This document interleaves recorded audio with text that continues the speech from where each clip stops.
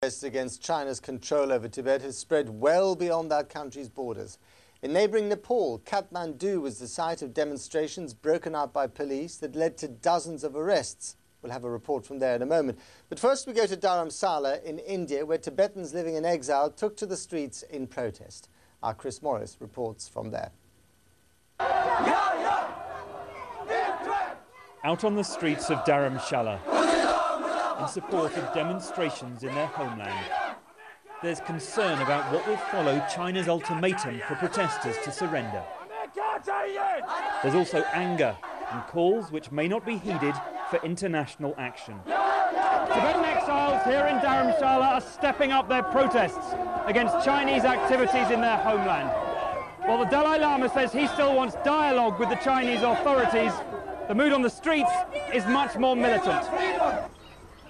So for the government in exile, a focus on unity with groups which advocate more radical action than their spiritual leader.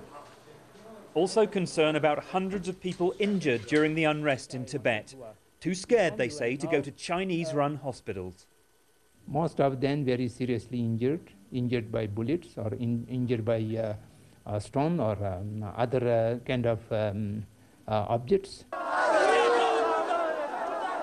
There is a wave of emotion here. They haven't seen anything like it in years. But will it make any difference in Tibet itself? Chris Morris, BBC News, Dharamshala. This is the spot outside the United Nations headquarters in Kathmandu, where Nepalese police have been dispersing Tibetan demonstrators all day. It started with 200 to 300 Tibetans in the street. They had fixed signs onto the walls of the United Nations compound saying things like "Free Tibet" and "Stop the killings in Tibet." The police arrested about 48 of them, according to the NGO Human Rights Watch. They are mainly being held at a location in the north of the city, where two have also been admitted to the police hospital with some quite bad injuries. Later in the morning, Tibetans were demonstrating. They had tied themselves together and were sitting on the floor, and they were again, there were attempts to move them on.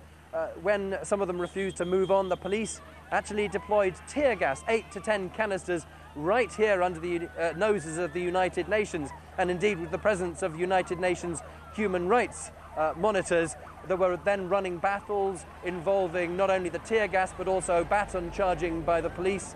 And Tibetans were more or less dispersed. The police are now here, looking more relaxed, but they are ready with their batons and shields should this be seen to be necessary.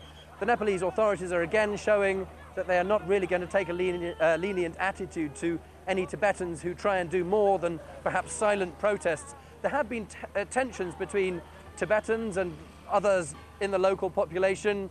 A couple of days ago, we saw scuffles between Tibetan demonstrators and local people at the Buddhist shrine of Bauda in the east of the city, where local people were saying Tibetans shouldn't use that particular religious site as a place for political demonstrations. And that was Charles Haviland in Kathmandu, the Nepalese capital, ending our segment on the violence in and around Tibet.